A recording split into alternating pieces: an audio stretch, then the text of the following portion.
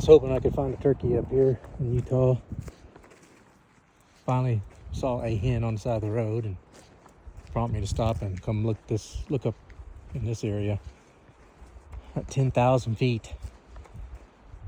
But there's nothing here. There's no sign. My calls are answered with silence or wind. Of course, it's fairly windy. So not much luck in Utah so far. I mean, I thought I was in them, but I think I'm in too high elevation. Even though where I saw that hen was just a couple hundred feet below this. It's like some coyote scat. So, yeah. Rough going in Utah so far. Hopefully I'll survive this high elevation. It's hard on me.